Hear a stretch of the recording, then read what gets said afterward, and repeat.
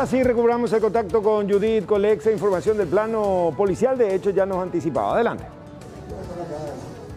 Gracias, Roberto. Y en el submundo delictivo, estas personas que están siendo buscadas son conocidas por la policía como los famosos cortineros y reducidores, porque supuestamente su especialidad, según las investigaciones, es ingresar a establecimientos comerciales, principalmente en horas de la madrugada, cuando nadie está, como para alzarse con productos, como ser, por ejemplo, celulares, electrodomésticos también, nuevitos de paquete, para poder posteriormente revender en el mercado a precios ínfimos, pero con salida finalmente. Esto se puede observar en imágenes de circuito cerrado que hemos recabado a tempranas horas, porque este trabajo, les cuento, empezó a muy tempranas horas. El principal punto de trabajo está siendo la ciudad de Capiatá. Son diversos asentamientos.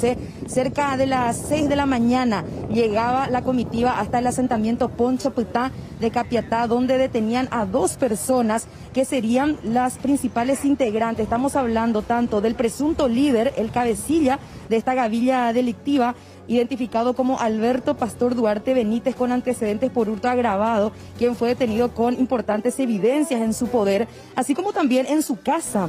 Fue encontrado en su compañía Cristian Rodrigo Ibarra. Él tiene antecedentes por hurto e incluso tenía una medida de arresto domiciliario que, por cierto, se descubrió que lo estaba violando porque estaba en compañía de esta persona buscada, motivo por el cual terminaron siendo detenidos ambos. En seguimiento a ese primer allanamiento, ya lo que se observa en estas imágenes de circuito cerrado es que la comitiva de la Fiscalía, Policía e incluso agentes tácticos ahora están haciendo un rastrillaje y allanamientos aquí en el asentamiento Divino Niño Jesús de Capiatá. No estamos muy lejos al punto del primer allanamiento, y acá, por cierto, ya se lograron 2 aprehensiones en esta vivienda. Estamos observando que hay uno identificado como Ever Domínguez, a quien consideran como el supuesto reducidor.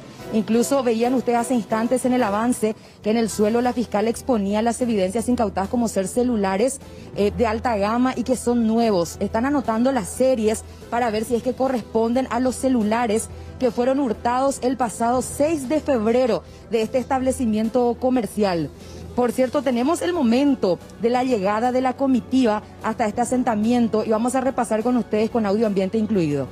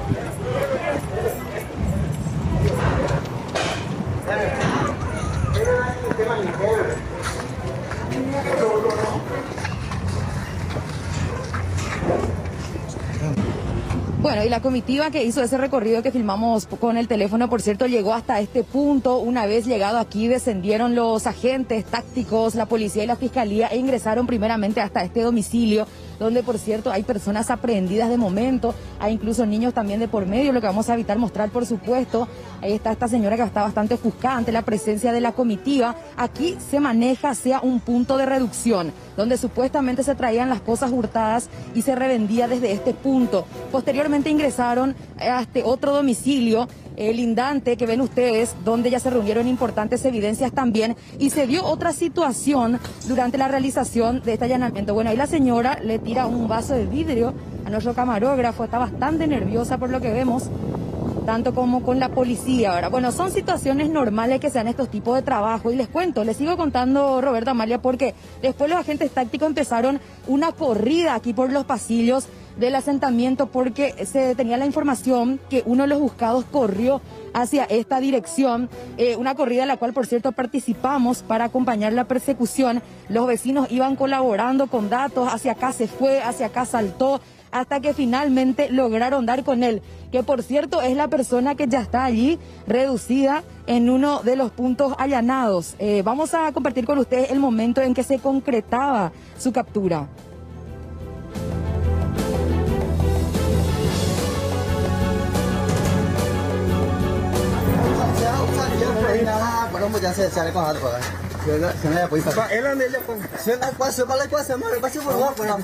¿Vos te has implicado en hecho de No, ni jamás, jamás. ¿Vos corriste a la policía ahora o...? Yo no corrí, yo estaba ahí con mi Pero vos le dijiste a la policía que era otra persona. Sí, saltó, sí.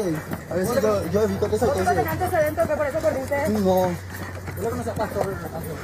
¿A Pastor quién? Vos con empa. Ahí se va, peana, ahí se va, va, yo me preocupate se peana, ahí se va, Taura, yo no sé, va, yo no Taura, eso no me va a echar la foto mía.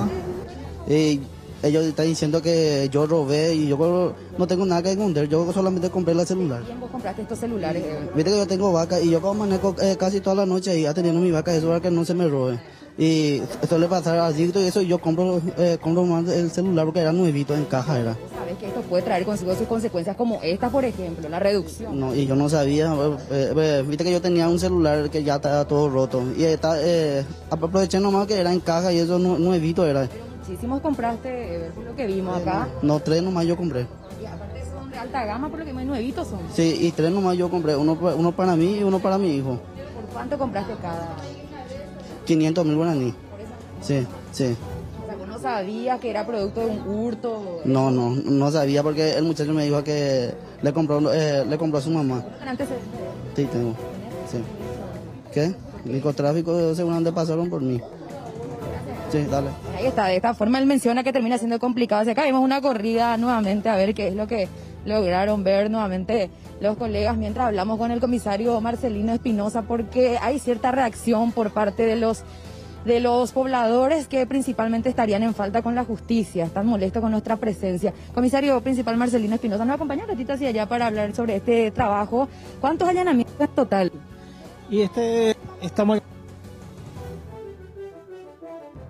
Pero no podemos todavía dar identidad a los efectos de que es una persona todavía no cotejada su identidad y que pueda tener participación en el... vamos a estar haciendo la comparación de imagen a los efectos de sindicarle directo con documentos, poder sostener de que es cómplice. No, por supuesto, comisario, que también mientras hacen ustedes el rastrillaje se van encontrando con otras personas que podrían estar en falta con la justicia, órdenes de captura, situación que se podría haber dado con uno de los jóvenes. Así mismo, acá los mayores están acá consumidores de droga, ustedes ven, ustedes son testigos que casi el 70% de la juventud que están observando nuestro procedimiento viene a querer incidentar y hemos encontrado droga en poder de ellos que van a ser analizados, por supuesto, por la gente antinarcótica. Los efectos, si lanzan positivos, te van a ser imputados por lo mismo. Bueno, aparte de los buscados, otros se van de Yapa, entonces también a la comisaría, comisario. Efectivamente, para ser investigados por su situación, a los efectos viene a crear problemas a esta investigación, a este procedimiento.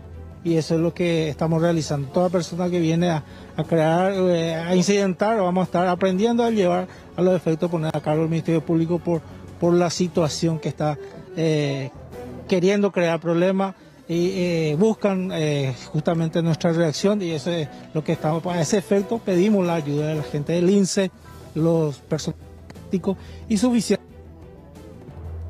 ¿Se va a seguir? Y vamos a ver qué lanza este último allanamiento y a raíz de eso vamos a ir haciendo más detenciones y allanamientos. Gracias. Está sobre aviso entonces la gente que quiere venir a incidentar, porque esa es la situación que se está dando también, Amalia, Roberto. Mucha gente que aparentemente tiene problemas, ya sea antecedentes, órdenes de captura o adictos, vienen aquí a tratar de provocar la reacción de los uniformados. A ver si puedo hablar aquí con la fiscal Ruth Benítez. Me voy a acercar si es que nos puede hablar en un momento dado. Permiso, un ratito, su oficial, un ratito nomás, ¿sí? Fiscal, un momentito, estamos en vivo para Canal 9, ¿podemos hablar un ratito con usted antes de que cierren aquí el trabajo realizado? ¿Cuántos allanamientos finalmente, doctora? 5 desde las 4 de la mañana. ¿Cuáles son sus resultados? Y muy positivos, encontramos lo que vinimos a buscar. En la primera casa encontramos parte del atuendo utilizado por los procesados, ¿verdad? Por los sindicados, de acuerdo a las imágenes de circuito cerrado. Encontramos también dinero y en el segundo allanamiento encontramos los celulares y las tablets que vinimos a buscar, que fueron sustraídos del local de la empresa González Jiménez. ¿Corresponden con los modelos sustraídos? Corresponden de acuerdo al informe de auditoría remitido por la empresa, corresponden, son las mismas características. Sino que anotan las series también, todos esos datos. Todo está documentado, está labrado en acta. Así también encontramos un arma de fuego. Tenemos acá, estamos ante un hecho punible de hurto agravado, como así también violación a la ley de armas. Pero teniendo en cuenta que en esta casa encuentran una de las prendas que presumiblemente utilizaron estos ladrones, ¿se podría decir que sería un participante directo entonces o sospechar de eso? No, estos son miembros de una gavilla. Tanto en la primera casa allanada como en esta encontramos las prendas de los sindicados. Serían solamente reducidores entonces, los propios... Ellos son autores de varios hechos delictivos en toda la zona central. Entre ellos también, tengo entendido, el asalto sufrido a la firma Bristol. Esos son sus objetivos entonces. Sí, así mismo. ¿Cuántos detenidos entonces tenemos? Hasta el momento 3. Ahí está entonces el resumen dado por la fiscal Ruth Benítez, que está acompañando estos 5 allanamientos realizados donde se concretaron ya 3 detenciones, así que no estamos hablando solo de los famosos reducidores, sino que participantes directos aparentemente de estos hechos de hurtos que se dieron en perjuicio a establecimientos comerciales en Central. Amalia, Roberto. Bueno, colegas, estamos mirando un aparatoso despliegue. Por la pregunta, explicarnos por qué el concepto de cortineros, ¿qué engloba ese término, Colexa? Vamos a dejar que el comisario nos explique un poco, porque hace rato nos daba ese detalle, porque en el mundo delictivo la policía lo conoce así, como cortineros. Comisario, explicar un poco por qué le dicen cortineros. Y bueno, ese mote que se le da es el efecto de que las casas comerciales anteriormente tenía, cuando todavía no existía el blinde, vamos a decirle, que tenía la cortina solamente y ahí él seguía la de metal. Ellos cortaban el candado y empezaban a levantar, vaciaban y le ponían un candado de lo que ellos cortaban. Viene el dueño a querer abrir ese candado y ya no le corresponde, o sea, no calzaba la llave lo mismo. Una vez que empiezan a hacer su denuncia, a verificar, se encuentra con la sorpresa de que su negocio está sin ninguna moneda inclusive. Lo siguen llamando así hasta ahora, pese a que ya no se utiliza más casi ese método. Y bueno, en el Código Procesal Penal se le llama hurto agravado, el efecto de que utilizan la violencia, el efecto de irrumpir el negocio y apoderarse de todo lo que es. En la jerga policial, cortineros. Cortineros, son denominados cortineros. Y hoy vamos a decirle que estamos dejando de circulación a un grupo importante, porque ya muchos problemas están creando en esta zona del Departamento Central. Excelente, gracias, comisario. Gracias. Ahí está entonces, Roberto, la duda entonces aclarada con respecto al del por qué se los dice cortineros. Se los sigue llamando así porque forma parte de la jerga policial popular.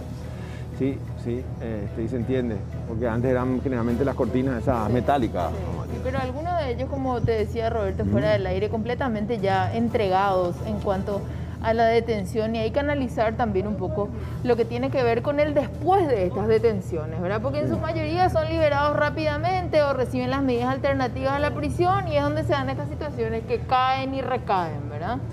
Es así, son reincidentes probablemente, aunque el concepto de reincidencia para muchos pasa por una condena que tiene que incluso ser ratificada por la Corte, ¿sí? Sí. Me confirma acá, Salinas, que tenemos las imágenes de circuito cerrado a mano para poder repasar con ustedes a qué hecho corresponde y a qué hecho le están dando seguimiento ahora, y por ese motivo están llegando aquí hasta este asentamiento. Ahí se ve perfectamente cómo ingresan a este local de venta de celulares de alta gama principalmente y se alzan con aproximadamente 20 celulares por el valor de 30 millones de guaraníes. Ahí se puede ver las características de los sospechosos, incluso el abrigo que mencionaba la fiscal, que fue encontrado en esta vivienda donde fue detenido Ever, quien dijo que supuestamente compró nomás el celular de unos adictos aquí de la zona, 5 aproximadamente, por 500.000 guaraníes cada uno, algo que no vas a encontrar en el mercado legal, por decirlo así, a ese precio. Pero aparentemente el abrigo lo termina comprometiendo más bien como uno de los protagonistas de este hecho de hurto. Estamos hablando de una serie de hurtos, pero tenemos más bien esta imagen para ilustrar de qué hecho estamos hablando y a qué hecho le están haciendo seguimiento. Sí, estamos repasando al aire, Judith. Sí, impresionante con qué precisión van directamente, saben que buscan, y si uno hace un rápido recuento, Amalia, Judith, 20, 30 celulares, estamos hablando de un monto millonario, ¿no?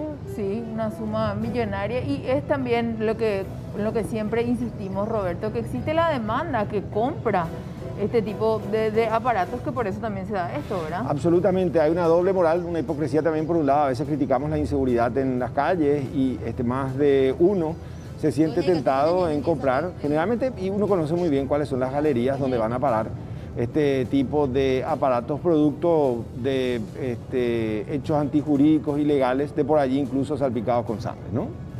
Judith, ¿algo más que agregar ahí? Está un tanto nerviosa todavía esta señora. Sí, quisimos hablar con esta señora que está prendida, pero está muy nerviosa. No hay manera de querer o de poder entablar una conversación con ella. Está muy enojada por su aprehensión, pero a ella se la considera como una reducidora aquí del asentamiento, porque supuestamente los que roban vienen y le entregan a ella y ella se encarga de vender a precio ínfimo los teléfonos de alta gama. Por lo menos por unas noches van a dormir tranquilos los vecinos. Gracias Colexa por este contacto. Nosotros vamos a avanzar, nos vamos hasta la zona del barrio Recoleta, vamos a hablar específicamente de la familia Feliciángeli, que lastimosamente está de luto. ¿Por qué? Porque ayer fue encontrada Olga Feliciángeli, de 71 años, muerta. Se manejan varias hipótesis y se procede a la autopsia.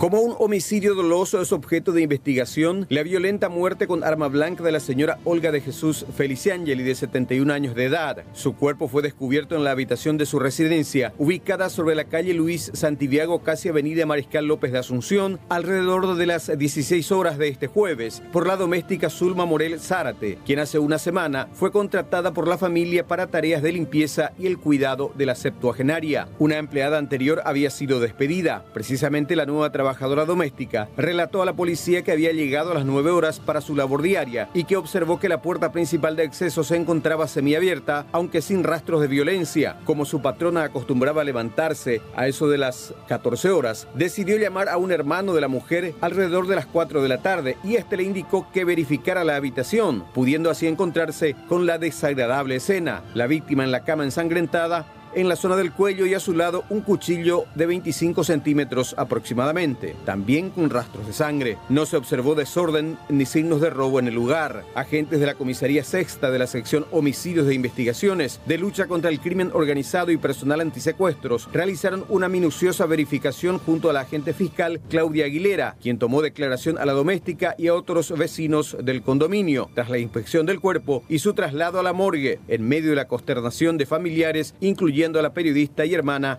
Mina Feliciángeli. Tomamos varias testificales a la familia de la víctima, como así también a los vecinos, y obteniendo un poco de información, pero eso es lo que les puedo decir hasta ahora. ¿Se puede hablar de un supuesto homicidio entonces? Sí, es así.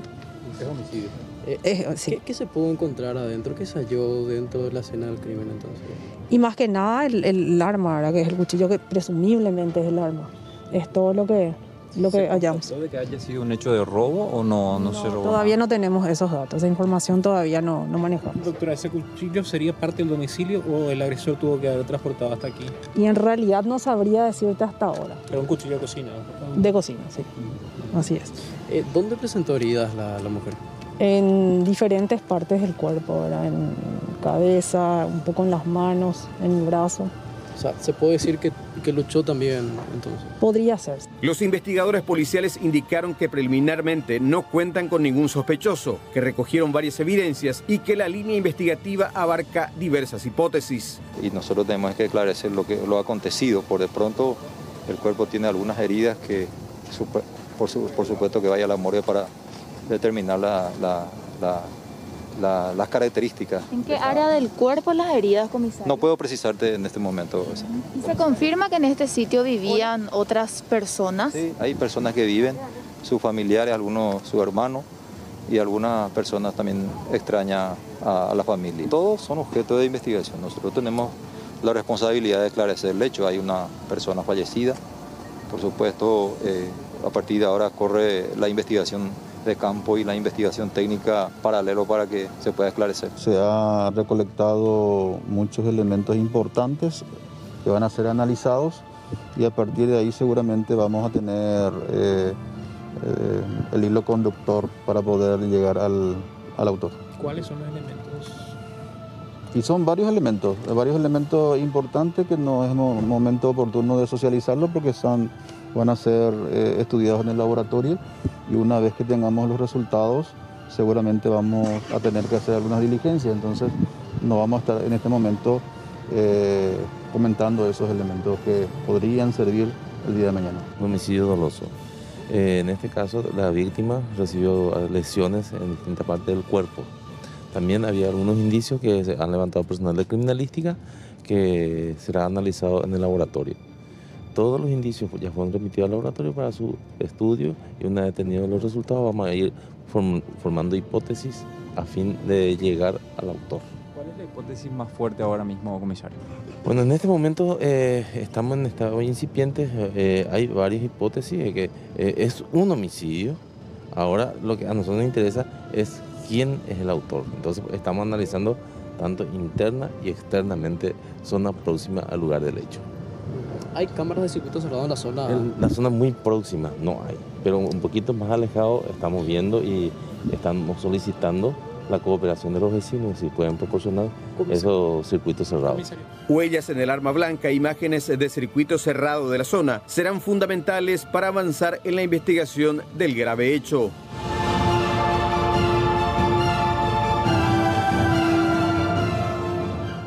Actualizamos esta información con nuestra compañera Emilce Báez desde la morgue. Emilce, estamos contigo. Buenas tardes.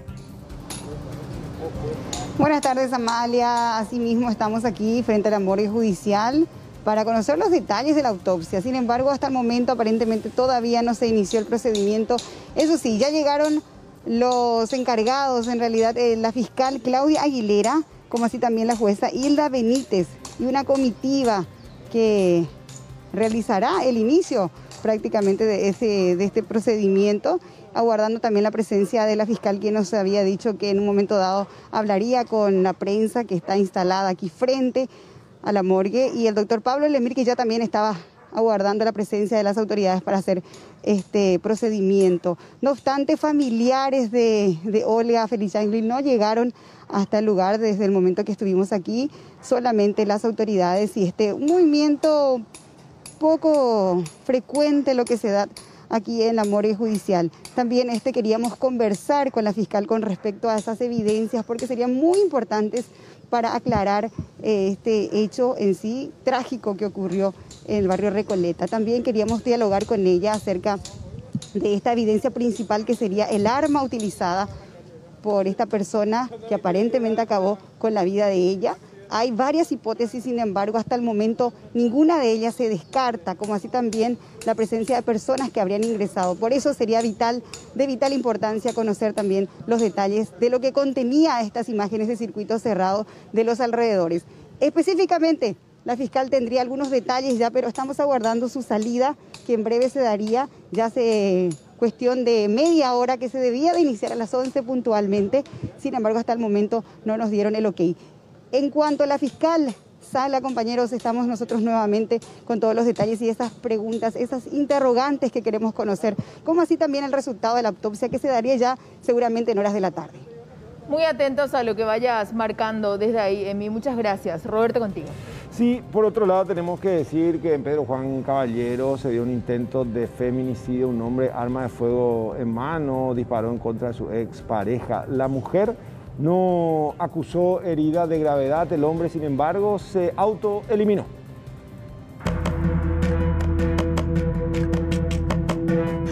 En este comercio ubicado en el barrio General Díaz de Pedro Juan Caballero, Ronald Insaurralde llegó con un arma de fuego resuelto a acabar con la vida de María del Carmen Díaz, su expareja, con quien había terminado una relación hace ya unos 6 meses atrás y a la que venía hostigando casi diariamente. Incapaz de asumir el rechazo, tomó la peor decisión e incluso envió audios de despedida a familiares y amigos. Ahí vende dice hermano fuera, ahí botar me angare coponar, se el año de estudios a la llega el cuera a tomar con decisión porque ya no más sabe me llegó pea mante la lejía pea me la ya potaja tomar san grande se me cuera la don botuya tu coche para gente amba se te dice la baita la vende año pero ella pota ya hace años ya voy vamos ahí salud antes de la ya está ya yo. En el circuito cerrado de video se observa cuando el sujeto llega reclamando varias cosas a la víctima e incluso intenta besarla a la fuerza, a lo que ella se niega, generando la reacción del hombre que dispara 2 veces y al creer que había cumplido con su amenaza, se pega un tiro en la cabeza. Increíblemente, la mujer solo recibió un refilón a la altura del cuello, lo que le permitió salir corriendo a pedir ayuda.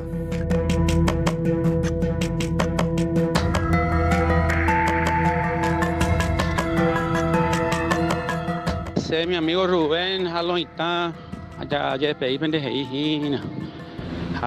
Me gusta me hace el infierno, topado gordete, lo intamos, han a otro lado, han allí los panes, suerte lo. Este es un caso más que se suma a esta semana de locura, en la que prácticamente cada día se dan a conocer hechos similares en contra de las mujeres, que a pesar de sus denuncias y pedidos de auxilio, no son asistidas a tiempo por las autoridades, dejando un manto de impunidad para los agresores.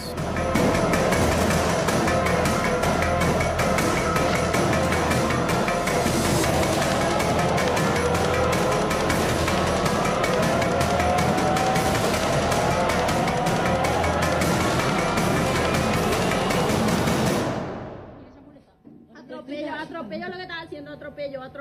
Venía a atropellar la casa de mi mamá. Mira. ¿Viste lo que hace? Ahora vas a ver. Yo peleé en momento para ir, ando pequeña, yo te fui casa, pequeña, ya no solucionada, ya de era Hanna en cuenta, pequeña, ya de Juana. Yo viajaba, ya de pequeña, viajaba. Ya estoy seguro. Yo estaba muy aire, pero ahora yo para afuera estaba muy preso. Yo estaba afuera y cuenta viajar. Porque a cumplir te condena de 10 años a tu para ahora yo para afuera hasta ya 5 años, pero a jurado de ser a hija core. Que no te signaba tu cata añeja, no te se iba a imponer. Bueno, es impresionante. Esta grabación devela el grado, la gravedad de una situación dada, desatada en Puerto Botánico. Los detalles con Natanael Cáceres. Contanos más, adelante. Sí, muchas gracias. Y bueno, en este caso el principal sospechoso y sindicado de esta amenaza es el señor Carlos Andrés Ferreira Álvarez, quien aparentemente viene atormentando a su expareja pese a que la relación terminó hace más de 8 meses. La mujer, la víctima en este caso, acudió hoy a nuestro medio ya como último recurso y desesperada ante la inacción de la justicia. Ella realizó más de 10 denuncias en la comisaría 12 metropolitana contra esta persona. El caso pasó a la fiscalía y la fiscal Dora Noll habría solicitado hoy, había implementado lo que es la medida restrictiva, es decir que no puede acercarse este hombre 500 metros a la redonda. Sin embargo, este sujeto viola esta disposición fiscal cuando a él se le antoja, llega hasta el domicilio de la supuesta víctima y realiza esta amenaza. Vamos a escuchar cuando él llegaba a la casa de la víctima y todo lo que decía quedó registrado por ella. Escuchemos. Atropello lo que está haciendo, atropello. Atropello, venía a atropellar la casa de mi mamá. Mira, viste lo que hace, ahora vas a ver. Yo peleé en momento para ir, ando pequeña de yo que casa, pequeña ni funciona teñande, era Ana en cuenta, pequeña ni ande Juana. Viajar ni ande pequeña viajar. Ya que seguro. Yo estaba muy pe, oro un paja, güey, estaba muy preso, oro tu caja, güey, y cuenta viajar. Lo que cumplida te condena de 10 años a tu ahora oro un paja, güey, hasta ya tenía 5 años, pero a jurado de ser a hija ore. Que no te signaron tu casa añeja, no te se iba a ver por nada. Bueno, en el audio se escucha claramente, este es uno de ellos, cuando en guaraní este sujeto amenaza a su pareja. La violencia es tremenda porque le dice de que era ayutaro yuca, o sea que de madrugada cuando ella esté durmiendo él va a venir a asesinarla. En otro de los audios también se dice este sujeto que él no le va a golpear porque sabe que por golpearla se va a ir solamente 5 años a prisión, que prefiere matarla de una buena vez e ir y pagar una condena 10 a 15 años, que él no se preocupa por los hijos porque estos van a quedar a cargo de su padre. Tremenda situación porque es víctima constante. El sujeto vive en inmediaciones también de la casa de la víctima, de esta mujer que ya está desesperada porque un papel, una resolución, emitir solamente una orden de alejamiento no va a solucionar nada porque el hombre llega cuando él quiera a esta vivienda y realiza también otro tipo de amenazas a través de cuentas falsas de redes sociales o otros números de teléfono. La pregunta es cómo alguien así sigue en libertad y deambulando cuando ya hay antecedentes de violencia, de golpes y también de las constantes amenazas y los videos también que van documentando este caso. Vamos a compartir el relato de la víctima. Este es un señor que no está bien de la cabeza, que me persigue donde vaya. O inclusive a su hijo el sábado le quiso chocar estando en la moto. Luego se fueron a denunciarme a mí por otro tema. Ayer me fui a hacer mi residencia y le encontré en la comisaría. Yo le lloré a los comisarios eso para que le hagan. Hasta le supliqué, pero él ahí empezó a reírse de mí, mostrándome un gesto de plata, así. Yo me fui en la unidad especializada, me fui en el juzgado de paz, en la fiscalía. Me fui... Nadie me hace caso porque como yo tengo comprobado que el orden de alejamiento a mí no me sirve para nada. ¿Pero tenés una orden de alejamiento? Tengo hasta mi grupo familiar y él le sigue violentando a mi hermano. A su hijo. Mi hijo tiene 8 meses, yo tengo miedo de que me llegue a pasar algo a mí o a mi hijo, porque es una persona que no está bien, lastimosamente no está bien en la cabeza, porque yo espero de todo de él. Y tengo hasta inclusive video donde me dice que, jurándome por su propio hijo, que sí o sí me va a matar y que no espere nada bueno de él. Bueno, y luego de esta denuncia nosotros fuimos también hasta la unidad penal 1 especializada de lucha contra la violencia para conversar con la doctora Nora Nol a ver qué explicación daba de por qué, a pesar de que hay tantas denuncias, hay videos del atropello a domicilio, a pesar de la orden ya emitida por ella también de distanciamiento, a pesar de todo eso, ¿por qué no hay una orden de detención todavía contra esta persona?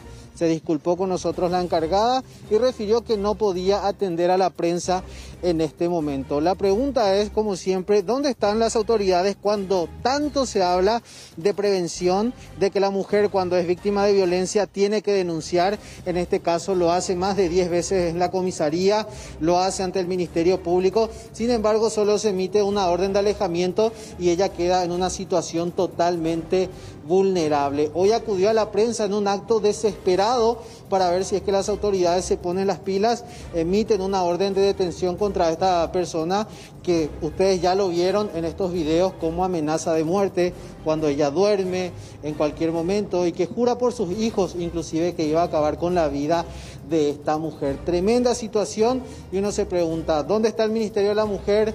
¿Dónde está el Ministerio Público? Las autoridades policiales. La pregunta es, ¿están esperando que ocurra otro feminicidio? Es así, lamentablemente parece ser que estamos ante una crónica de una segura muerte anunciada. ¿Por qué? Porque al final es un círculo vicioso, es sistémico. Van a la policía lo que hace es derivar todo cuanto hace a la denuncia, la descripción de un hecho. Está la fiscalía otra vez que apela a este tipo de medidas aleatorias, o sea que otra vez la policía tiene que hacer un control de tanto en tanto. No hay que descartar que finalmente esta haya sido probablemente su medida desesperada, amparo y reparo a la prensa. 7 casos concretos en lo que va de esta semana. Casos mediatizados, ni hablar de aquellos que quedan otra vez entre 4 paredes. Es muy, pero muy preocupante. Imagínate, Amalia, uno se despide como si nada, nos vemos en el infierno, le dice a sus amigos, ¿sí? Decidido a matarla, por suerte la mujer sobrevivió, él se autoeliminó.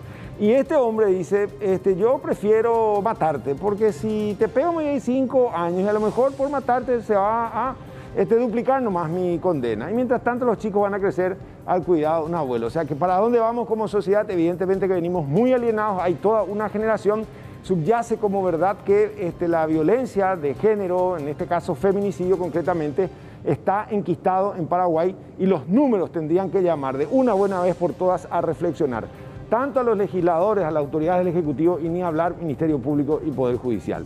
Bueno, muchísimas gracias, Natanael. Seguimos informando.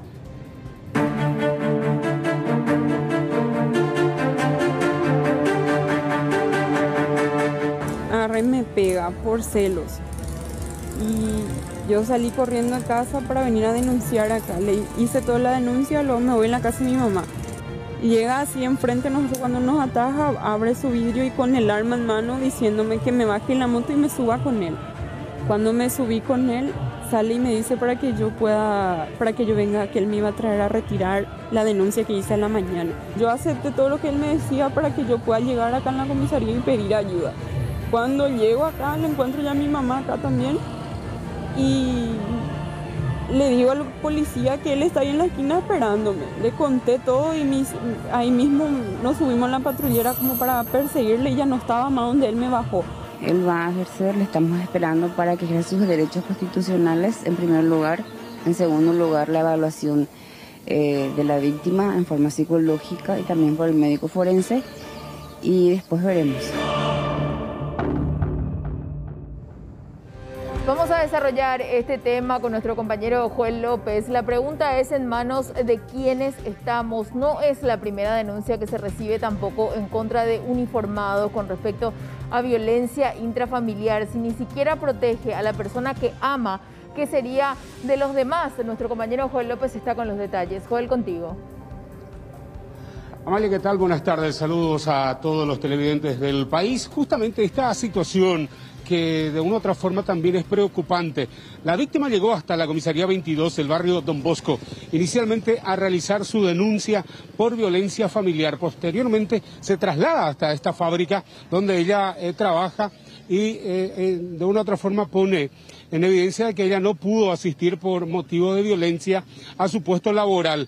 Al salir ya fue interceptada en este punto prácticamente por el suboficial Eudes Fabián Argüello, de 27 años, quien a punta de arma de fuego, según ella refiere en su denuncia, la obligó a subirse a su automóvil. Posteriormente le llevó nuevamente a la comisaría para que retire la denuncia que realizó en horas de la mañana. Bueno, la mujer aceptó con absoluta tranquilidad, ya conociéndole cómo es, según ella también refiere, y posterior a su llegada a la comisaría pide auxilio a los agentes policiales. Rápidamente salen ellos a realizar la persecución, 500 metros aproximadamente, detuvieron a este agente del grupo Lince, hallaron en su poder también presuntos estupefacientes, y bueno, todo esto. ¿Y qué dice la víctima? Ella habló con los medios de comunicación, relató que hace 6 años vive momentos de terror en manos de este uniformado. Hoy a la mañana, por ejemplo, agarré y me pega por celos. Y yo salí corriendo a casa para venir a denunciar acá. Le hice toda la denuncia, luego me voy en la casa de mi mamá.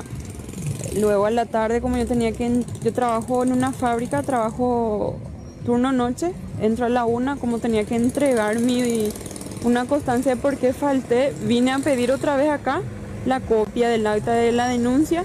Llevé en mi trabajo y cuando me estaba yendo ya a mi casa a las 5 de la tarde, él me encuentra a mí y a mi amiga cerca del surtidor, ahí en la avenida Perú, y nos persigue. Cuando nos persigue, pues medio que nos roza así con su auto. Cuando llega así enfrente, cuando nos ataja, abre su vidrio y con el arma en mano diciéndome que me baje en la moto y me suba con él. Y mi amiga se asustó y le dijo que no le dispara a ella, y él sale y le dice no me vaya a mirar porque si no ella pita. Y entonces ella arranca su moto y se va y me deja sola en la vereda. Y Él te subió en el auto a punta de un arma de fuego. A punta de su arma. ¿Y después qué fue lo que pasó? Cuando me subí con él, sale y me dice para que yo venga, que él me iba a traer a retirar la denuncia que hice a la mañana. Hicimos como 2 o 3 vueltas acá en la comisaría, en el auto, y yo tratando de calmarle a él porque estaba muy nervioso. A ellos le digo que sí voy a retirar, que me deje bajar, que me baje, pero que guarde su arma y que yo iba a retirar.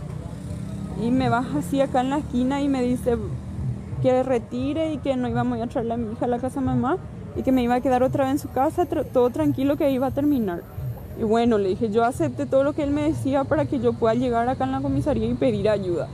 Cuando llego acá, le encuentro ya a mi mamá acá también y le digo al policía que él está ahí en la esquina esperándome. Le conté todo y ahí mismo nos subimos en la patrullera como para perseguirle y ya no estaba más donde él me bajó. Se dio la vuelta y se quedó en un surtidor y ahí fue donde la policía le atrapa a él.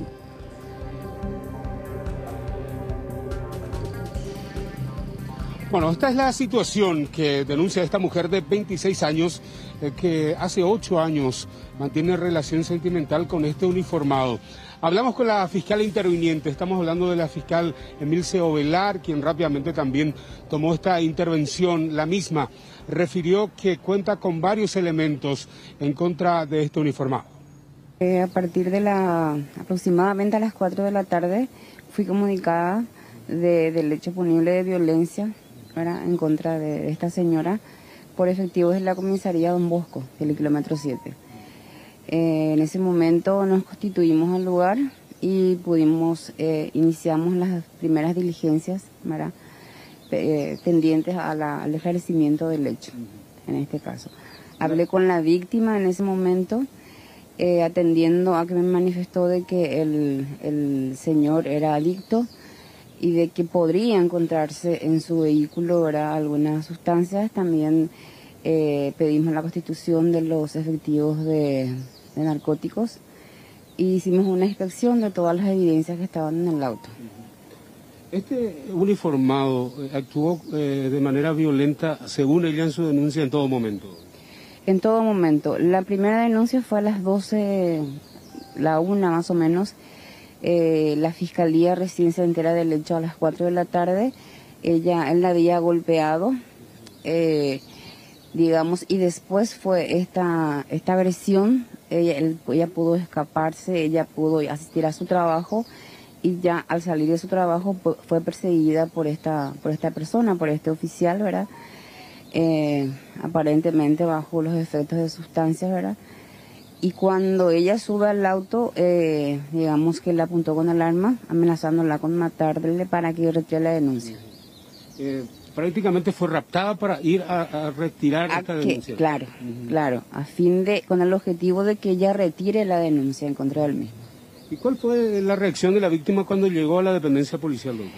Ella dice que en un momento dado trató de apaciguarle, o sea que dijo, ya por el temor que tenía, porque tiene una relación de 4 años, 2 hijos, y ya había sido maltratado en ese tiempo. Entonces, conociendo la reacción de él, ella trató de apaciguarla a esta persona y llega a la comisaría pidiendo socorro. En ese momento, los efectivos policiales, él huye del lugar y logran alcanzarlo a 3 cuadras más o menos. Doctora, ¿cuál es el procedimiento ahora a seguir? ¿El suboficial va a ser oído en la mañana? Sí, él va a ejercer, le estamos esperando para que ejerza sus derechos constitucionales en primer lugar. En segundo lugar, la evaluación de la víctima en forma psicológica y también por el médico forense, y después veremos. Bueno, en su comparecencia ante la unidad de la fiscal Emilce Ovelar, intentamos justamente hablar con este agente del grupo Lince, a ver qué tenía para decir, qué fue lo que le motivó a reaccionar de esta manera. Poco nada expresó en esta entrevista que intentamos obtener con él.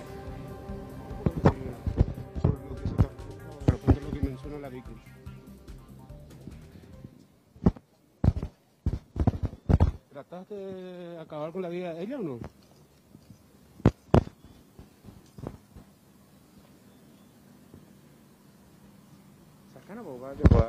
¿Hace cuánto tiempo que vivieron juntos? 8 años. Hace 8 años. ¿Cuántos hijos tienen?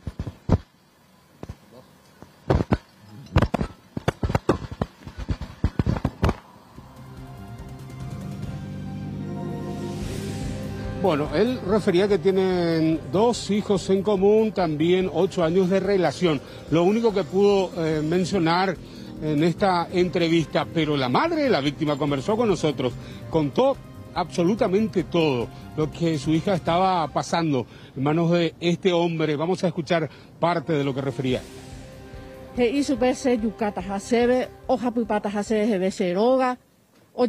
La denuncia. O yukata subir y me o yukata subir y hermano.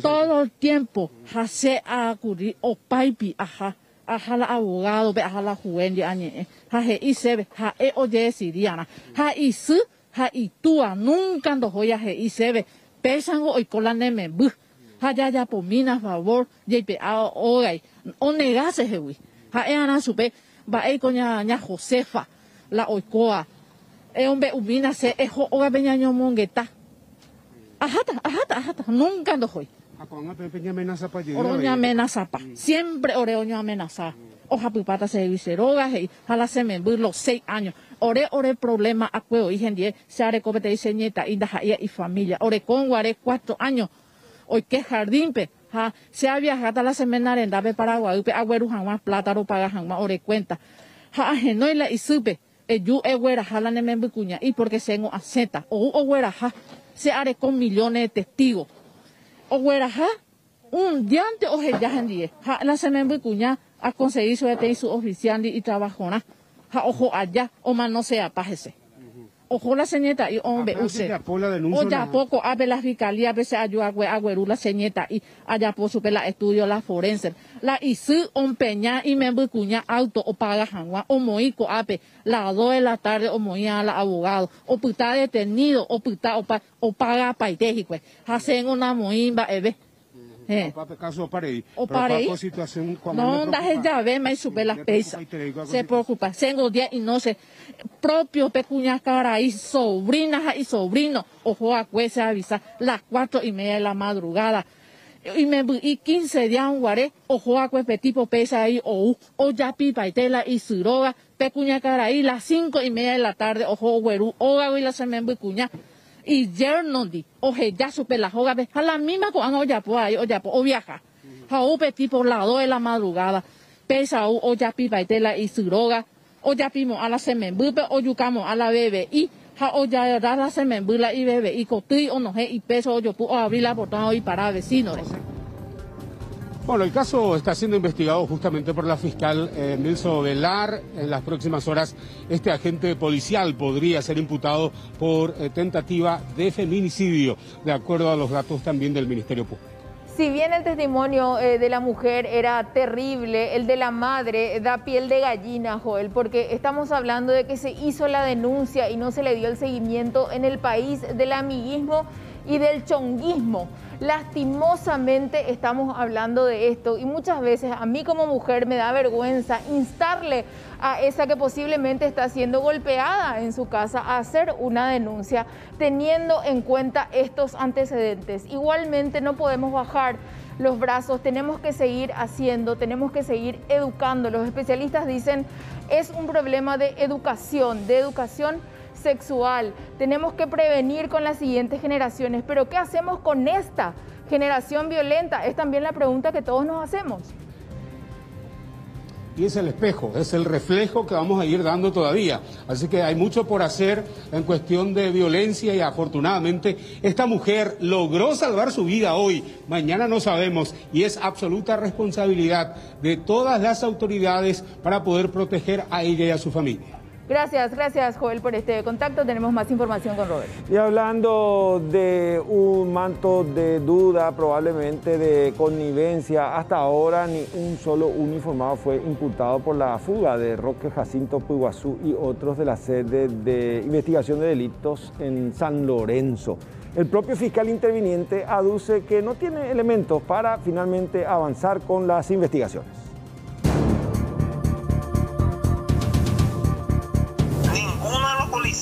Estuve involucrada en eso. Eso yo puedo asegurar. Ninguno de los policías que estaba de turno no estuvo involucrado en eso.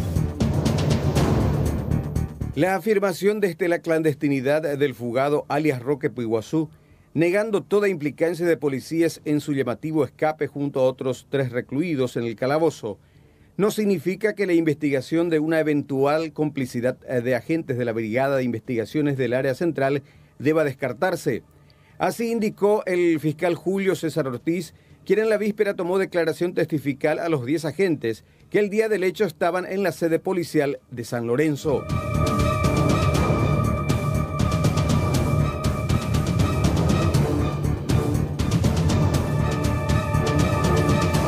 Independientemente de lo que él diga, igual la investigación va a seguir su curso, y si existe algún policía o varios que pudieron haber colaborado, pues entonces la investigación va a apuntar a tratar de esclarecer por sobre todas las cosas, y si hay alguien que tenga que pagar por esas culpas, pues será imputado, ¿verdad? Sin embargo, el agente fiscal aclaró que por el momento no ha podido lograr reunir ningún elemento o indicio de la posibilidad o implicancia policial en el llamativo escape, puntualizando que es ese aspecto el objeto de la investigación, pues la norma no castiga al fugado o evadido, sino a quien facilite la salida irregular de un preso o recluso.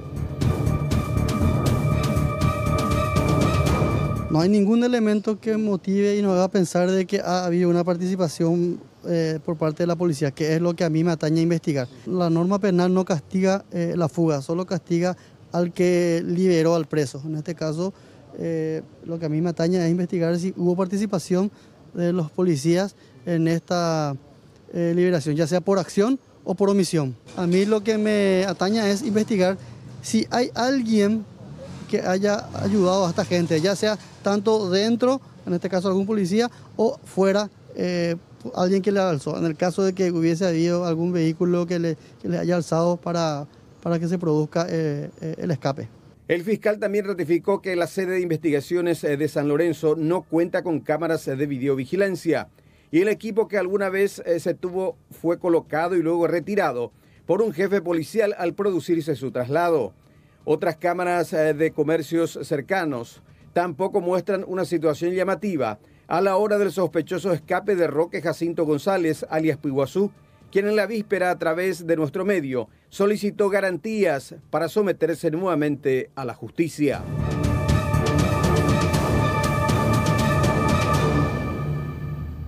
Y dándole seguimiento al desarrollo de esta información, atención, porque así como están dadas las cosas, Roque Jacinto Puiguazú podría entregarse este próximo lunes. Y todo va a depender de una reunión que se llevará a cabo entre su abogado defensor Enrique Villagra y el propio ministro del Interior, pues ambos ya tienen fijada una audiencia para llevar a cabo esta reunión que se va a llevar a cabo en el transcurso de las próximas horas. ¿Qué es lo que solicita la defensa y el propio Roque Jacinto Puiguazú?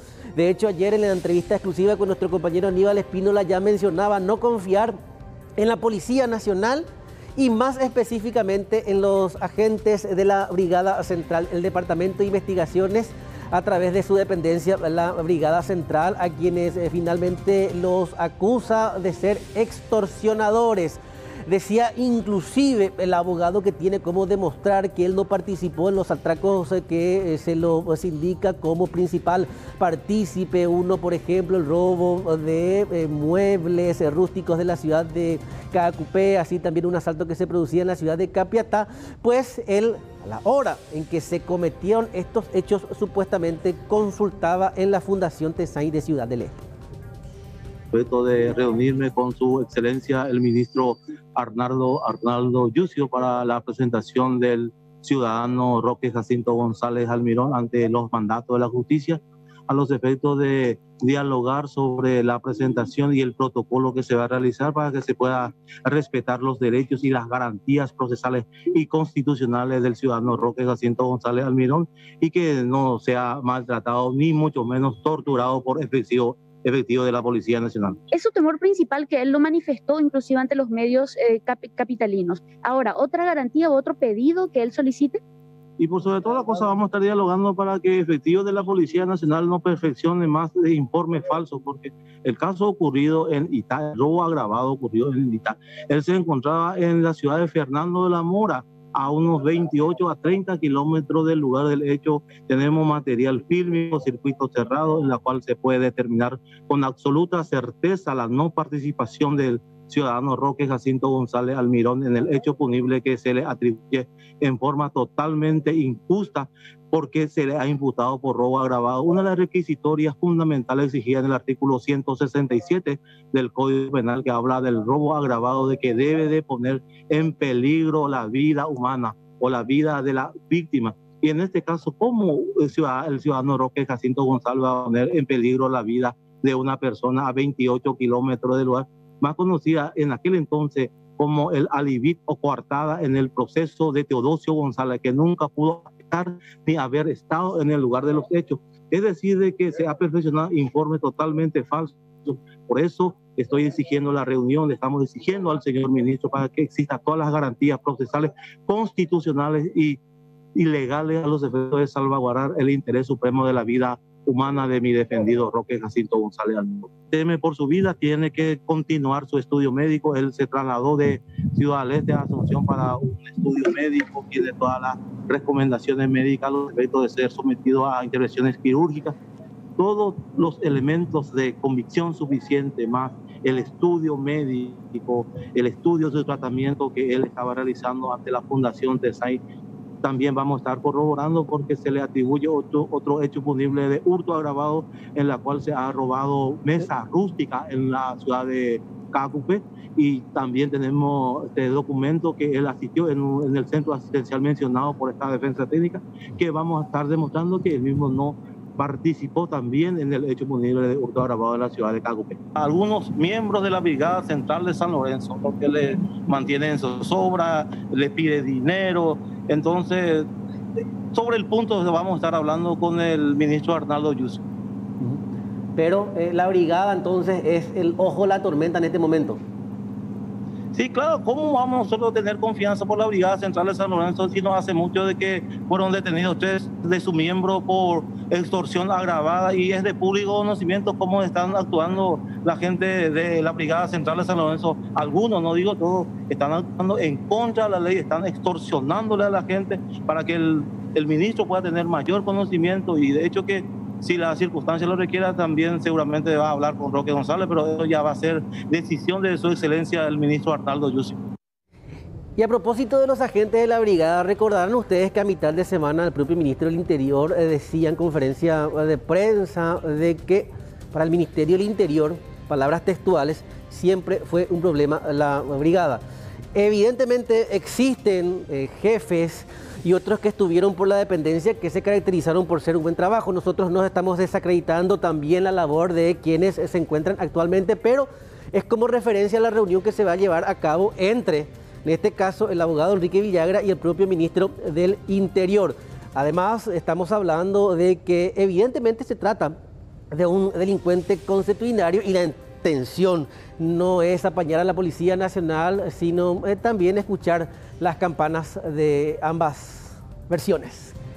No obstante, yo creo que se le está tratando se le está dando una entonación de estelar a Roque Jacinto. Es un delincuente común y innecesario. corriente, y finalmente tiene que ponerse a disposición de la justicia. Obviamente, el marco legal, la Constitución Nacional, tiene que brindar garantía a cada ciudadano paraguayo, sea por derecha o por izquierda, a aquellos que delinquen, a aquellos que no. ¿Y qué tanto? Roque Jacinto Puiguazú no tiene el trato de un dignatario, un magistrado. Se cree la reencarnación de Francisco de Asís y no debe ser así. Y a propósito de este tema, o sea, como por ejemplo un delincuente, como ya hablábamos recién, Roberto, consuetudinario, finalmente puede ensuciar el trabajo de la Policía Nacional o una imagen que lastimosamente está dañada, pero evidentemente su detención se dio en el marco de sendos procedimientos e investigaciones activas. Ahora, acá la piedra molestosa en el camino de cualquier uniformado es cómo se escapó del calabozo. Eso que dijo ayer, yo resguardo y bajo ningún sentido voy a decir lo que no es verdad, yo me escapé. O sea que ahí es donde da la impresión de que evidentemente sí por eso mismo se puede colegir de que más de uno se prestó por ese lugar. No pudo haber salido Amalia. No pudo haber salido con la contextura física que tiene. Que algún auxilio recibió y es allí donde se puede decir, ¿estuvieron o no estuvieron? O sea que no hay que generalizar, pero finalmente la policía viene rengueando y si nos vamos a retrotraer, evidentemente que más de uno no tiene esa autoridad moral de insistir en la institucionalidad y de eso se tomó muy bien el delincuente Roque Jacinto Puiguazú. Esperemos a ver qué pasa el lunes, Aveiro. Veremos si se presenta y evidentemente reiterar que no pretendemos generalizar a la Policía Nacional en casos de corrupción. Gracias Alexis. Vamos a cambiar de tema, vamos a hablar de la tarde esperanzadora que vivimos el día de ayer con respecto a las llegadas de las 4.000 dosis de la vacuna Sputnik. En este sentido llegaron desde Miami y a partir del lunes 22 de febrero en el Hospital Nacional de Itagua se va a dar el primer pinchazo contra el COVID.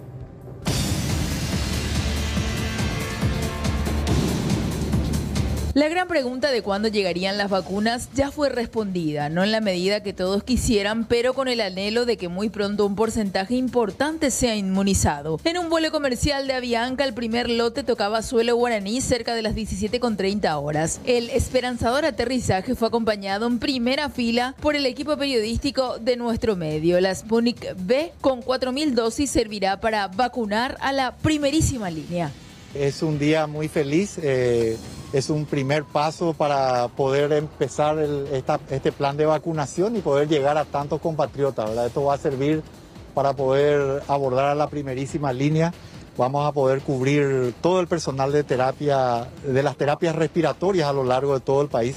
Y es un primer gran paso porque los vamos a proteger y esa gente va a poder seguir salvando muchas vidas. Así que esperamos que este proceso se acelere y que bueno, tengamos muchas cargas como esta. Básicamente ahora vamos a entrar en un proceso de evaluación. Tenemos un primer reporte de que las vacunas llegaron con la temperatura correcta, así que eso es auspicioso. Va a haber un chequeo más minucioso por parte de la gente del programa ampliado de inmunizaciones. Van a estar revisando esto lote por lote y seguramente a lo largo del fin de semana, muy probablemente el domingo, van a estar viajando a los distintos puntos del país que hemos anticipado hoy, ¿verdad? Principalmente es asegurarnos que durante todo el itinerario y en el camino que ahora nos queda de trecho, la temperatura se haya conservado, que no haya, por ejemplo, a primera vista algún problema de deformación de los contenedores, cualquier cosa que sugiera que haya estado en riesgo la cadena de frío. Entonces, ese es el aspecto principal. Después se hacen también los registros de los lotes, ese tipo de cosas, porque después saben ustedes que en el proceso de la vacunación propiamente tiene que poder rastrearse un determinado lote en caso de que haya cualquier tipo de problema. Control de temperatura, pase a un vehículo del Programa Nacional de Inmunizaciones para su posterior distribución. Las 4.000 dosis forman parte de un lote de 1 millón adquirido por el Fondo Ruso de Inversión. Los primeros beneficiarios van a ser la gente de las terapias intensivas. Estamos hablando del personal de blanco y también del personal de apoyo y también la gente de apoyo diagnóstico. Estamos hablando de las personas que suelen tomar las muestras a través de los hisopados. Además de eso también vamos a poder llegar al personal que trabaja en los pabellones de contingencia. Ese va a ser el grupo de inversión. Nosotros tenemos una capacidad dentro del personal que está destinado a vacunación que puede hacer uso de esto en un tiempo muy rápido, incluso en una semana más o menos podríamos tener todo listo. Y creemos también que vamos a aprovechar este número que no es tan grande como para que poder también asegurarnos de que todos los procesos se cumplan de manera cabal y poder de esa manera anticipar cuando tengamos una necesidad mayor de vacunación. Hemos bajado una línea muy clara a cada uno de nuestros directores generales, a nuestros directores regionales. Todos saben que esto bajo ningún concepto se puede politizar. No podemos repetir la triste experiencia de algunos países y nosotros tenemos que estar a la altura, ¿verdad? Así que de hecho hoy me he comunicado con varias personas de distintos organismos del Estado, organismos contralores también, a los efectos de que nos ayuden en ese proceso del control. Aquí se tiene que respetar a rajatabla el plan de vacunación. El lunes 22 de febrero será otra jornada clave donde se dará el primer pinchazo de la Sputnik en el Hospital Nacional de Itagua. Esperan en una semana poder abarcar a los 2.000 beneficiarios. Cerca de 68.000 funcionarios de blanco seguirán esperando. En el Hospital Nacional de Itagua se van a vacunar todas las personas que trabajan en el Hospital Nacional de Itagua y también todas las personas que están asignadas a terapia COVID del Hospital de Clínicas y del INGAVI de IPS. Sí, por esta vez, ¿verdad? Por tratarse de un número reducido, por la importancia de la conservación de la cadena de frío y porque ahí concentraríamos en Central. Tanto INGAVI no tiene vacunatorio, en la realidad Clínicas sí tiene vacunatorios, pero a este número inicial vamos a solicitarles sí vacunarse en el Hospital Nacional de Itagua. O sea, el mensaje que les va a llegar al de Clínicas y al INGAVI es: te corresponde el vacunatorio del Hospital Nacional de Itagua en fecha tanto, hora tanto. La ciudadanía trabaja su ansiedad para inscribir sus datos en la plataforma habilitada por el Ministerio para el Registro. Datos que podrán ser cargados de manera simultánea. Cuando depende de la cantidad de dosis que reciba el país. Ese es el cuándo más importante. La realidad, por así decirlo, de lo que se vaya. De las cantidades. Entonces, nosotros necesitamos superar realmente 140.000 dosis para poder comenzar a entrar dentro del registro de la ciudadanía. La tasa de eficacia de la Sputnik es de 91%. La carrera de los países de América Latina que eligieron incluye Argentina, Bolivia, México y Venezuela. Bueno, Sputnik significa satélite, ¿verdad? Traduciendo al español. Y hablando un poco de la parte ya de la distribución propiamente, viendo lo que sucedió, por ejemplo, en Perú, que se dio este hecho de tráfico de influencias y direccionando las vacunas para personas que todavía no estaban en los grupos o en los círculos de mayor prioridad. Lo que se quiere evitar es que eso ocurra también aquí. Y hoy charlábamos con la doctora Doris Roig, ella es coordinadora de regiones sanitarias, para preguntarle cómo va a ser este proceso. Y es muy importante que la ciudadanía esté atenta, los medios de prensa también, porque según lo que ella explicaba hay todo un mecanismo. Vamos a arrancar hablando de ese mecanismo, porque cada médico se tuvo que haber inscrito previamente en el registro que había establecido el Ministerio de Salud. Ojo, porque de los más de 70.000 que se anunciaban, solamente 33.000 y pico se han registrado en la página, lo que habla también de una desconfianza por parte incluso de los profesionales de blanco. Ahora bien, cada director de cada sanatorio privado, de cada hospital público o también del IPS tiene que firmar esa planilla de las personas que están en teoría en máximo riesgo y son prioridad. Entonces, el primer responsable de la información que se brinda para evitar el direccionamiento de vacunas es el director de cada establecimiento, como decíamos. Por segunda parte, esta salud pública propiamente, que lo que va a hacer es un cruzamiento de datos, la información que se elevó con la realidad y los documentos oficiales. Y por tercera parte tenemos al encargado de cada vacunatorio, porque Salud Pública emite un resumen, una planilla de las personas que se tienen que vacunar, y esto va hasta los vacunatorios. Y allí el encargado tiene usuario y contraseña para ingresar a la plataforma y tiene que aplicar la vacuna a la persona que tiene que ser. Si en alguno de estos tres pasos se comete corrupción, se tiene que saber quién es la persona que autorizó o direccionó esas vacunas, según lo que explicaba la doctora Doris Roig, a quien vamos a escuchar en esta nota. Todos tenemos que velar porque sea ese grupo vulnerable, ese grupo de riesgo, y que no se rompa de ninguna forma y que no exista cero tráfico de influencias y nadie que no corresponda a ese grupo de vulnerabilidad se vacune. ¿Y cómo nosotros podemos garantizar eso?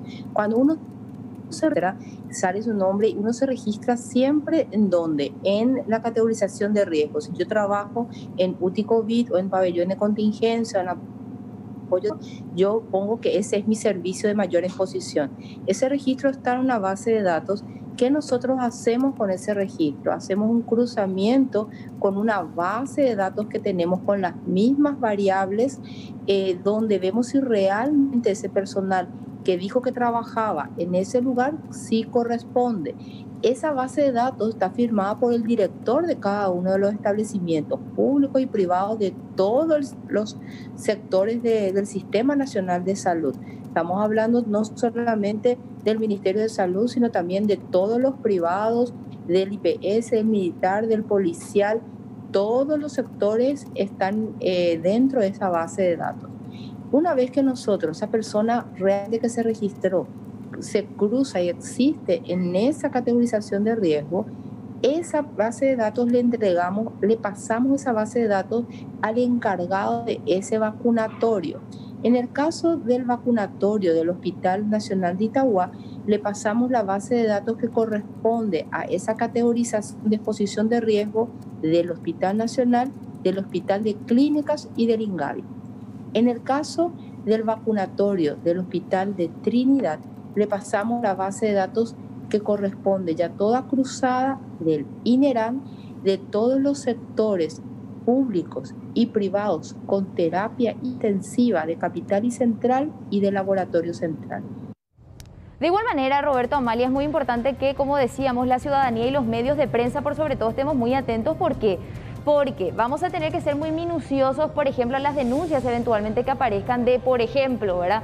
Fulanito se vacunó antes de tiempo, porque si bien vamos a tener los números de las personas inmunizadas, números en el sentido de la cantidad, no vamos a tener la identificación de las mismas por una cuestión de confidencialidad, que es un aspecto que se maneja y ustedes saben que es así, ¿verdad? Entonces, de igual manera, ante eventuales denuncias, por ejemplo, de irregularidades, allí vamos a estar con lupa chequeando que esto haya sido de esa manera o de otra manera, ¿verdad? Yo creo que aquí todos vamos a hacer una especie de contralores. Ahora, por ejemplo, en Argentina hubo una revolución con el intendente que se vacunó, él y toda su familia, ¿verdad? Sí. Claro que es lo que acá también se sospechaba, pero la doctora Doris Roy decía que la trazabilidad va a permitir por lo menos definir el grado de responsabilidad. Se miran de reojo, porque imagínate, Amalia, un profesional médico otra vez tiene que dar un paso al costado para darle lugar a aquel enfermero que trata día a día de manera muy directa con un infectado. O sea que se va a dar una mecánica muy interesante donde la ética y el respeto por sobre toda la cosa a la vida va a tener que marcar el norte. Y hay algunos médicos también ya que decidieron renunciar a esta vacuna, dicen queremos la de Oxford, no estamos de acuerdo con respecto a la eficacia,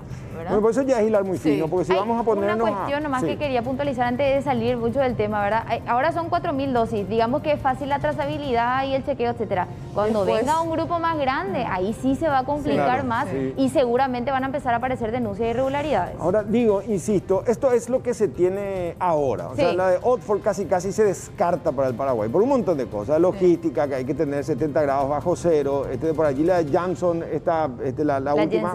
Janssen, perdón, la última que me acuerdo, AstraZeneca, virtualmente esas sí son más amigables como para con nuestro ambiente. Y lo que pasa con la Janssen es que de hecho yo me imagino que una vez que tenga la aprobación de la OMS va a ser una de las más solicitadas. ¿Cierto? Pero lastimosamente recién el 6 o 8 de marzo estaba leyendo que va a tener esta preaprobación, o sea, a partir de allí empieza otra vez el resto del proceso porque está siendo vigilada de forma permanente, explicaban por expertos para darle la aprobación, pero a partir de allí empieza esa nueva negociación, la pelea de los países por adquirirla, porque encima es la única que viene con una sola dosis.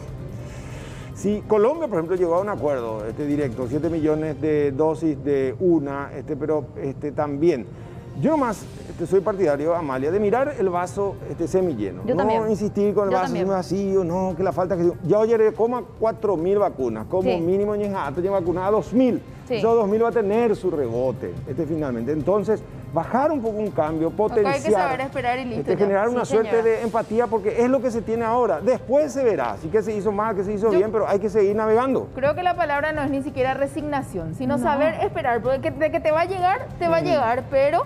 Y aparte muchos nos comparaban también con Uruguay y finalmente nosotros tenemos antes otra vez la vacuna con Uruguay Y por otra parte, en el mundo entero, la escasez de vacunas es una situación real. Lo que decía hoy uno de los entrevistados en radio, si uno hace el paralelismo, la Argentina 40.000 dosis, te dicen, pero ¿cuántos son ellos? Claro. Sí. 27 millones, 30 millones de habitantes. Entonces, si vos haces la ecuación, por ahí cerquita nomás estamos, sin perder de vista que son 130 los países. No hay que igualar por debajo, pero si vamos a ponernos a comparar que todavía no tienen una sola dosis. Así mismo. Sí. Violeta, muchas gracias. Hacemos una breve pausa, ya venimos. A recibir a nuestro compañero Marcelo Mongelos, que estuvo realizando un recorrido impresionante por el Chaco paraguayo. Más de 1.700 caminos recorridos. ¿Cómo estás, Marcelo? Buenas tardes, bienvenido. Amalia, qué gusto estar aquí contigo. Igualmente, el saludo señor. también para todos quienes están en casa observando el informativo del mediodía. Realmente 1.700 kilómetros recorridos desde Planta a Sajonia, ida y vuelta. Terrible, Amalia, yo sé que sos mamá, amas tu familia como la mayoría de las madres y quiero preguntarte, ¿llevarías a tu hijo a un hospital donde no hay uno? ¿Pediatras? No. No. ¿Qué hacemos en este caso? Muchos padres, muchas madres no saben qué hacer realmente cuando se enferma su hijo o cuando ella tiene algún tipo de dolencia. Yo creo también que usted no llevaría a una persona en un hospital en donde no hay pediatra, como les contaba, donde no hay traumatólogos, donde no hay clínicos y donde no hay ginecobstetras. Y uno de los doctores me decía, aquí, Marcelo, faltan todos los ólogos que vos puedas pensar, cardiólogo, reumatólogo, todo. Prácticamente la salud está en el olvido en Fuerte Olimpo, siendo cabecera departamental, siendo epicentro del rubro ganadero más importante a nivel país. Toda la carne que consumimos en Asunción, en Paraguay y que va también al exterior, sale de suelo chaqueño. Sin embargo, el aspecto de salud está prácticamente olvidado. Ha crecido la población, pero no ha crecido ni con recursos humanos, ni mucho menos hablando del factor edilicio, el Hospital Regional de la ciudad de Fuerte Olimpo. Nosotros vamos a compartir notas con la doctora Patricia Ferreira en inicio, directora médica del hospital, pero prácticamente tiene que cumplir con todas las funciones, al igual que los pocos otros colegas que están con ella atendiendo problemas de salud aquí en este punto de Fuerte Olimpo. Necesitamos especialistas en pediatría, necesitamos ginecobstetras y tener esos servicios plenamente constituidos con una infraestructura mayor para dar una respuesta básica a la población. También necesitamos servicio de terapia intensiva, pero antes de contar con el servicio de terapia intensiva necesitamos tener por lo menos las 4 troncales bien definidas, ¿verdad?, en el área. Así para dar una mayor respuesta a la problemática de salud de la población. Nosotros queremos hacer más y más y más, pero muchas veces trabajamos con lo que tenemos y hacemos magia con lo que tenemos. Tener camino de todo tiempo significaría que tendríamos más colegas que vendrían a prestar servicios en la zona, porque esa es una de las atenuantes por las cuales muchos colegas no desean venir a prestar servicio, porque tienen que venir a instalarse en la zona, quedarse prácticamente y dejar todo de lado. Sí, baja. Muy bien lo que decía entonces la doctora Patricia Ferreira, quien es la directora médica. Estamos hablando siempre de la etapa de pandemia y el doctor Giovanni Gallagher, director del hospital, también nos hablaba un poco de cómo actuar en este sitio. Olvídense, en Fuerte Olimpo no hay terapia intensiva, hay 15 camas de internación, pero solamente con lo básico. ¿Qué hacer cuando un paciente con COVID positivo está grave? Lo más rápido que existe es ponerlo en la lancha de ambulancia que vaya durante 8 horas ahí por agua hasta llegar tanto a Concepción o a Pedro Juan Caballero. De otra no hay. Tienen que ir también dándole respiración artificial de forma manual porque no existen respiradores. Con suerte, si el camino da y también todo el sistema de salud funciona, 4 respiradores van a llegar de aquí a 15 días y eso debe bastar para más de 5.000 personas que están en el departamento. Así está, señora, señor, el tramo de la ruta bioceánica. Este tramo tuvo que recorrer también el doctor René Gallagher con la mamá de José Sabán. Así ellos tienen que vivir todos los días y el factor salud no puede faltar. Y enseguida también vamos a estar compartiendo la nota con el director médico porque estar en este sitio realmente es muy, pero muy difícil. A ver lo que decía el doctor Gallagher, por favor, adelante. Caso de COVID acá nosotros le estabilizamos y posteriormente le internamos en la sala de internación. Si es grave, dependiendo de la gravedad, requiere terapia, normalmente derivamos a Pedro Juan o Concepción o al INERAM. Entiendo. ¿Por tierra siempre? Hacemos por ahora mismo que no tenemos ruta, hacemos por agua. Tenemos 2 botes, uno con un motor de 90 y otro con un motor de 40, ¿verdad? Hacemos hasta Carmelo Peralta y de ahí enviamos hasta Pedro Juan. ¿Una travesía de cuántas horas hasta llegar al punto? Y para llegar a Pedro Juan son 7-8 horas aproximadamente.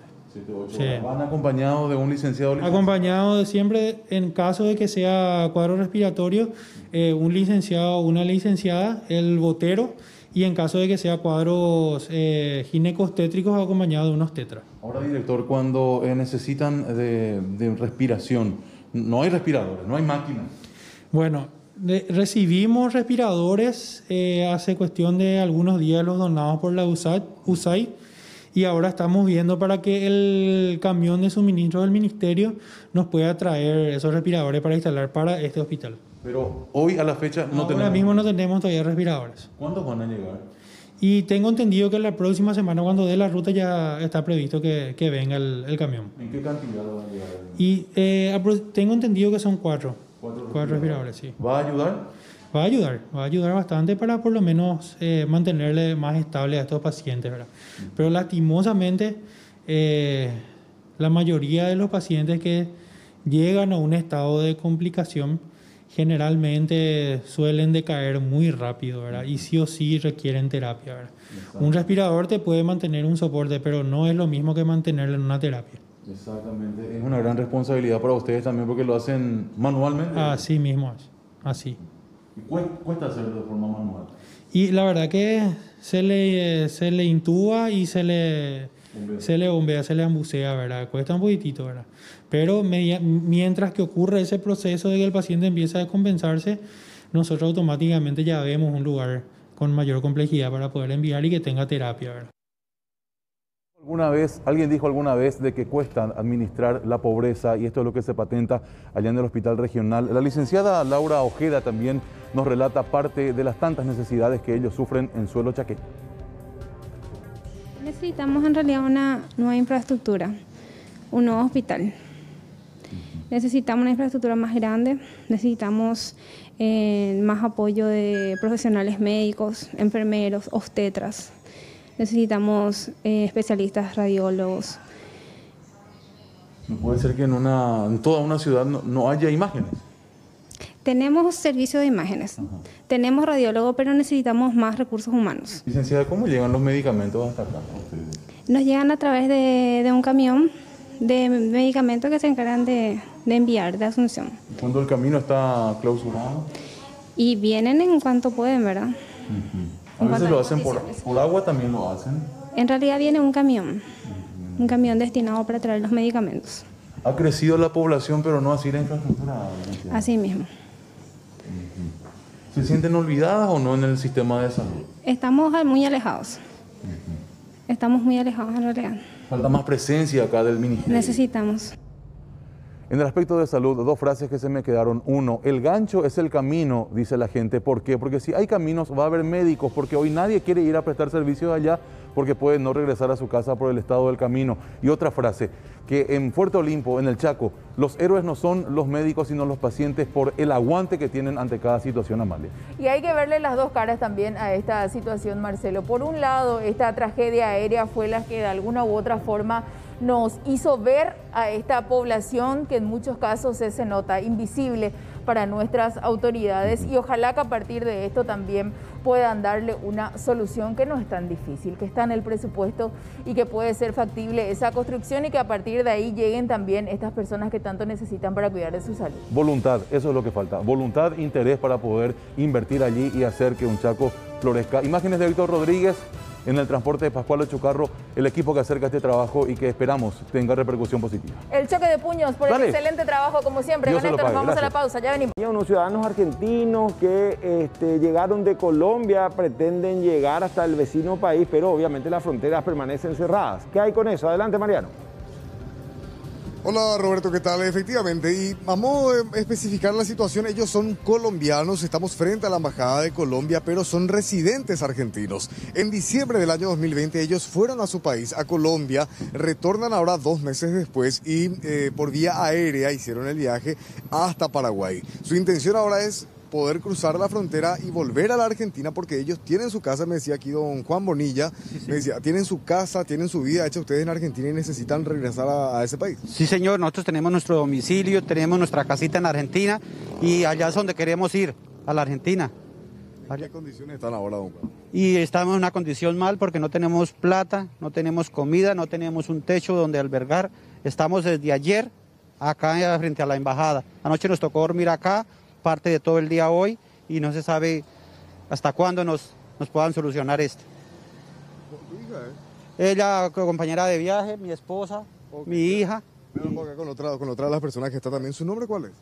Olga Lucía. Olga, ¿ustedes quieren volver a la Argentina? Eso es lo que más esperamos, que allá en Migraciones Argentinas nos colabore para poder llegar también a nuestro destino, porque como nos pueden ver, necesitamos ayuda. La gente que nos quiera colaborar en este momento, le agradecemos. Pero, ¿de qué se les explicó a ustedes atendiendo a que la frontera con Argentina está cerrada? De igual forma, ¿hay una vía que se puede buscar? Está cerrada, no nos dejan ingresar allá. ¿Entonces vino acá a la embajada? Estamos aquí en la embajada, ellos nos están colaborando, hablando con ellos a ver si nos dan para poder pasar, llegar a nuestro destino. Estamos esperando eso, a ver. Y acá ven ustedes, compañeros, sus cosas. Ahí está todo el equipaje, la maleta. Y el pedido es ese, que autoridades argentinas puedan de alguna forma hacer las gestiones para que ellos puedan retornar a ese país donde residen. ¿Ya hace cuánto que residen en Argentina? ¿Hace cuánto que residen ahí? 12 años. 12 años. 12 años que residen en la Argentina. Ahora se encuentran aquí frente a la Embajada de Colombia, atendiendo a que ellos son colombianos. La embajada está detrás mismo de este conocido shopping sobre Aviadores del Chaco. Doy ese dato, Roberto Amalia, en caso de que algunos también quieran acercarles agua, comida, porque tienen solamente ahí un poco de agua y todavía no almorzaron, todavía no desayunaron y están así esperando una respuesta de las autoridades, compañeros. Y ojalá que esa respuesta no se haga esperar más, Mariano. Muchas gracias por este contacto. Hasta luego. Vamos a cambiar de tema y vamos a hablar de estas procesadas por falsificación de facturas. Ellas solicitaron a la justicia un procedimiento abreviado. Estamos hablando de Patricia Ferreira y Nidia Godoy. ¿Qué fue lo que ofrecieron? Insumos médicos.